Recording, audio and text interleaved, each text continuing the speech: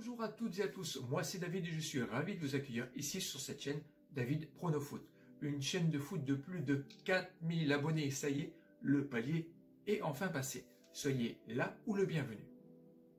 Aujourd'hui, pour cette vidéo, je viens vous présenter mes avis pour la 9e journée de Qualif Qatar 2022 et la possibilité de remporter le maillot du Bayern. Allons-y.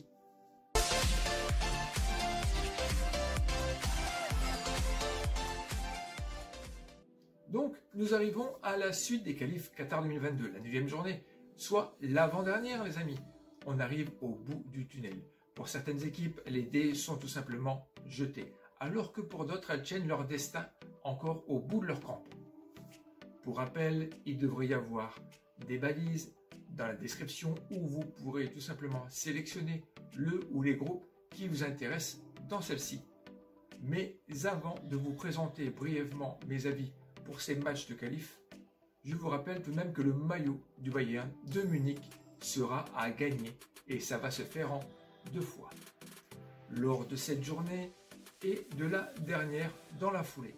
C'est simple, il n'y a que 2 conditions. La première, il faudra avoir le plus de pronos en victoire sèche sur les 50 matchs, les amis. Donc pas d'over, pas d'under, pas de buteur, pas de score correct, rien que tout ça, que du sec. La seconde règle, la plus simple, il faudra en avoir plus de correct que moi, tout simplement. Bon ben ça, vous devriez être en mesure d'y arriver. Du coup, je t'invite tout naturellement à t'abonner à cette chaîne de passionnés de foot si tu ne l'as pas encore fait et activer la petite cloche de notification pour ne pas louper cette occasion. N'hésite pas à partager avec tes amis, tes collègues de travail, etc. Tout le monde peut participer, même les confrères. Alors, n'oublie pas que dans la description, vous avez un petit code promo DPF pour avoir 15% de réduction sur le site thefoot.com pour acheter des maillots moins chers. Allez, on commencera dans l'ordre. Donc, par le groupe A, ici, les Serbes et les Portugais sont à l'abri. Azerbaïdjan, Luxembourg, nous avons un match pour l'honneur. Les Azéris n'ont pas remporté un match à la maison, alors que mes voisins luxembourgeois ont remporté un match à l'extérieur, et d'ailleurs c'était contre l'Irlande. On partira ici sur un nul. Ensuite, Irlande-Portugal. L'Irlande reçoit la team à Ronaldo. Ronaldo pas très en forme avec Manchester United. Les Irlandais se feraient un plaisir de vouloir battre ces Portugais, mais vouloir c'est une chose, pouvoir en est une autre. Bruno Fernandes voudra mener son équipe, même si un nul suffirait, car la prochaine journée se jouera entre les Serbes, MKSA à la maison. Victoire portugaise pour un capital moral gonflé à bloc. Le groupe B. Dans ce groupe, les Suédois et les Espagnols devraient tenir leur rang pour être en place pour la qualif. Avec, pour un seul trouble fait, je dirais la Grèce, qui au point peut inquiéter les Espagnols. Parlons-en de suite. Grèce-Espagne, les Grecs à la maison, ce n'est pas convaincant, même s'ils restent toutefois invaincus. Aujourd'hui, la Roja n'est plus aussi resplendissante qu'autrefois, mais lors de la Ligue des Nations, j'ai vu de belles choses. Un match piège pour les Espagnols, c'est bien possible, car la dernière journée, c'est la Suède, donc il faudra être au taquet. Je partirai pour un nul pour cette rencontre. En parlant de la Suède, on se déplacera en Géorgie. À l'extérieur, la Suède est moins convaincante qu'à domicile, mais face à une faible équipe géorgienne, les jaunes et bleus devraient repartir tout de même avec les 3 points de la victoire. Le groupe C, l'Italie et Suisse sont quasiment certains de valider leur ticket pour le Qatar 2022. Les Bulgares, même en remportant leur dernier match lors de la dernière journée, ça sera tout simplement pour le fun. Donc, Irlande du Nord, Lituanie, une rencontre qui compte pour les Irlandais face à des Lituaniens à la ramasse. Que la Guinness coule à flot pour fêter la victoire irlandaise. Ensuite, là c'est tendu, c'est Italie-Suisse. Le choc en voisin aura lieu dans le stade olympique de Rome. Leur point commun, c'est le lac de Lugano, que je vous recommande d'ailleurs. Et voilà, on va refermer la petite parenthèse, vu que j'y étais pour passer mes vacances là-bas. C'est ce que j'ai retenu, c'était très bien. Allez, aucune des 2 équipes n'a encore connu la défaite dans ce groupe. Mais le point commun, c'est que la Suisse n'a jamais gagné contre l'écurie italienne, même si Shaqiri et Mbolo ont porté leur équipe pour arriver jusqu'ici. Je vous rappelle que lorsque on n'attendait pas les Suisses contre la France lors de l'Euro. Mais là, c'est à Rome, une ville que j'affectionne particulièrement. tout simplement Vittoria per l'Italia. Le groupe D, un groupe qui nous intéresse car tout est possible sauf pour le Kazakhstan, qui, quoi qu'il arrive, aurait participé du mieux qu'il pouvait. C'est un groupe homogène qui se tient, pour résumer, la France 12 points, l'Ukraine 9 points, mais elle lui reste plus qu'un seul match, la Finlande 8 points, suivi de la Bosnie-Herzégovine à 7 points et le Kazakhstan donc à 3 points pour fermer la marche. Un match qui comptera, c'est celui de la Bosnie-Herzégovine qui recevra la Finlande.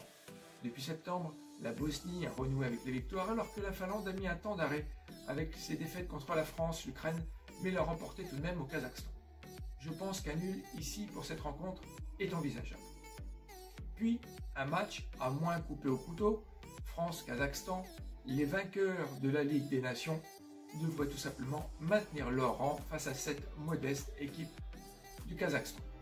Griezmann, si opérationnel, pourra augmenter son compteur déjà à 5 buts. Gagnons du temps, victoire des Bleus. Passons ensuite par le groupe E. Dressons un petit bilan, comme pour les autres groupes. Ici, la Belgique est à ça d'être pour le Qatar. Au Qatar, un point suffira, alors que l'avérage est à leur avantage. Les Tchèques et les Gaulois sont à égalité de points, mais il ne reste qu'un seul match pour la Tchéquie à jouer et 2 pour le Pays de Galles. Concernant l'Estonie et la Biélorussie, malheureusement, plus aucun espoir de qualif. D'ailleurs, Belgique-Estonie, les Diables Rouges sont bien plus confortables à la maison, alors que leur adversaire, l'Estonie, même avec un Henri Wagner, l'un des meilleurs buteurs d'Estonie, et qu'on voit face à un Lukaku ou un Hazard, un De Bruyne ou un Courtois et j'en passe, on baisse la tête et on attend que ça se termine. Pays de Galles, Biélorussie, les Gallois ont relevé la tête après avoir pris une claque lors de la première journée contre l'Estonie sur le score de 4-0. Gareth Bale retrouve le chemin défilé alors que le buteur biélorusse Lisakovic n'arrive plus à marquer à l'extérieur. Le match aller était chaud avec un joli 3-2 des Gallois en terre de l'Est. On donnera la victoire une nouvelle fois aux Gallois. Ensuite le groupe F. Ici les Danois ont déjà leur ticket pour le Qatar. La deuxième place se jouera entre l'Écosse et l'Israël alors que les Écossais ont 4 points d'avance sur les Israéliens. Mais rien n'est fait. Et les autres, tant pis. Moldavie, Écosse, les Moldaves ne peuvent faire que de la figuration dans ce groupe. Recevoir l'Écosse et pouvoir semer le doute dans leur esprit british est fort possible. Les visiteurs ne sont pas comme des poissons dans l'eau non plus à l'extérieur, disons les choses. Si les autres sont tristes à voir jouer, on va quand même tenter le nul, là où vous jouerez peut-être les Écossais. Autriche, Israël. Les Autrichiens font tourner l'effectif car aujourd'hui c'est peine perdue pour la suite de la compétition.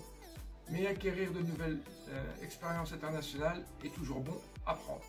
Un match équilibré sera tout de même une bonne option.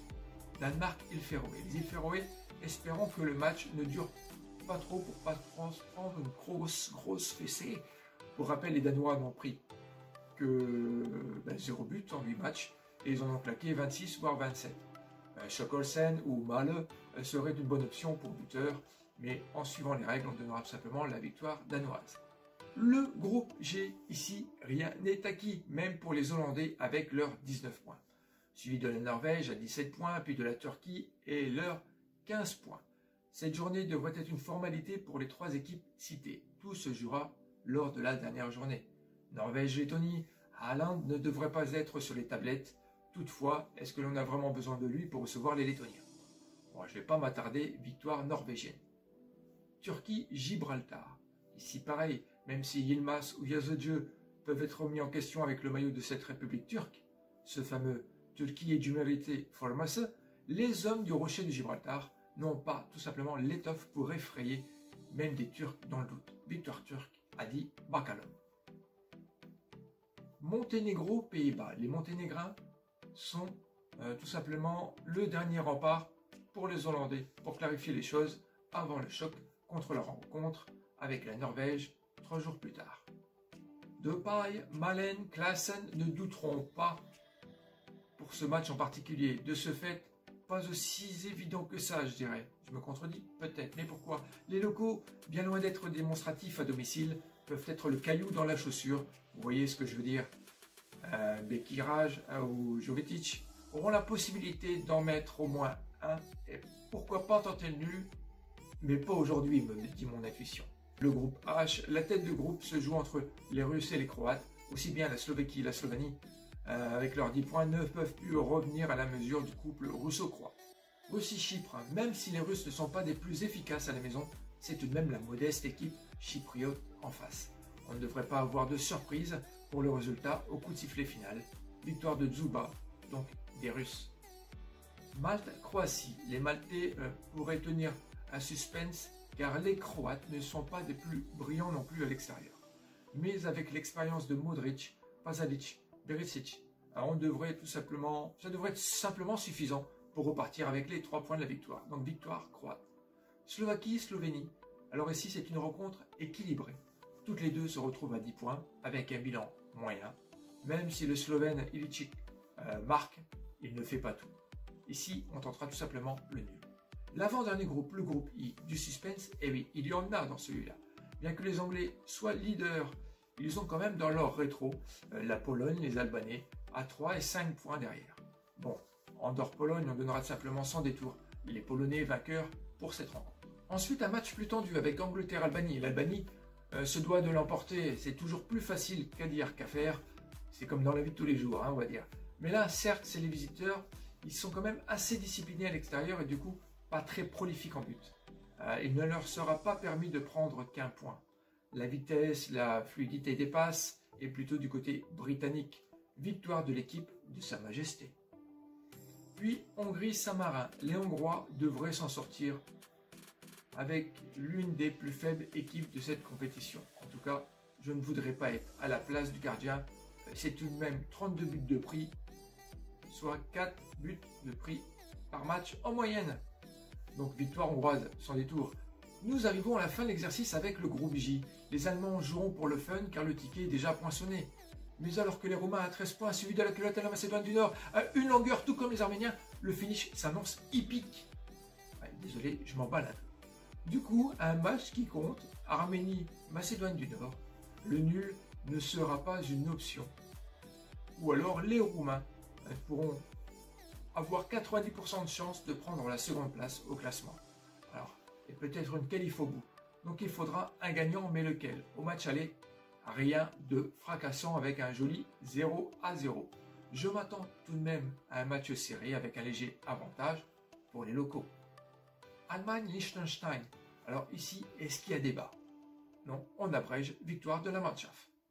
Pour finir, nous avons donc un Roumanie-Islande. Lors de l'écriture de cette vidéo, j'ai passé près de 10 minutes à checker les stats, les actus. Et j'ai tout de même, à la fin, donné les 3 points de la victoire pour les locaux. Les rois du clapping ont perdu, certes, il y a 6 mois sur les terres arméniennes. Or, ici, les Roumains seront dans les mêmes conditions de forme, de résultats, etc.